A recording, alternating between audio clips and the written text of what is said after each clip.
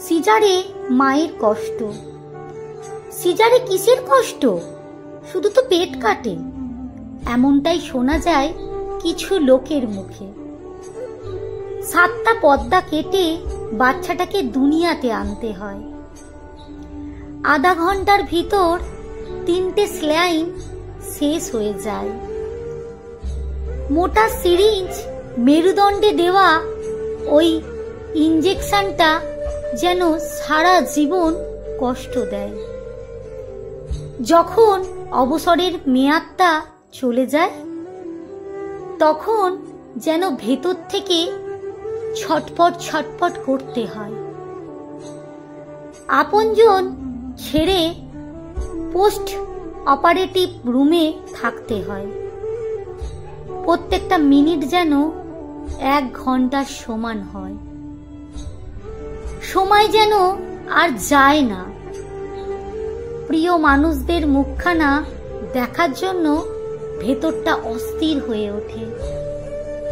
ঘন্টার পর ঘন্টা কাটা জায়গাটায় কি যেন একটা কষ্ট, যা বলার মতন ভাষা নেই।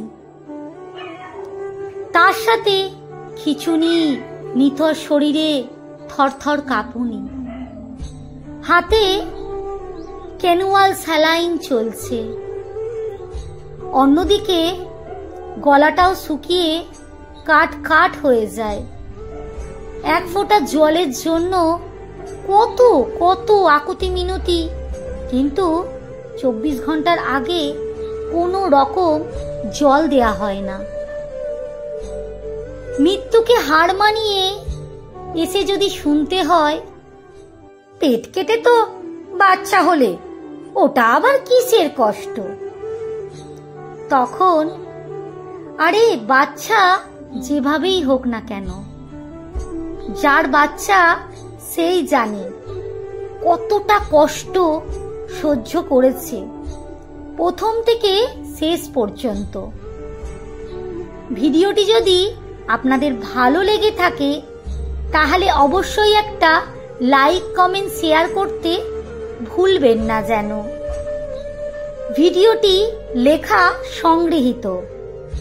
যদি কারো জানা থাকে তাহলে অবশ্যই কমেন্ট করে আমায় জানাবেন। আর ভিডিওটি কেমন লাগলো অবশ্যই জানাতে একদম ভুলবেন না। প্রত্যেকটা মাই খুব কষ্ট করে তার সন্তানকে পৃথিবীতে নিয়ে আসে, তাই প্রত্যেকজনের উচিতই মাদের সম্মান দেওয়া।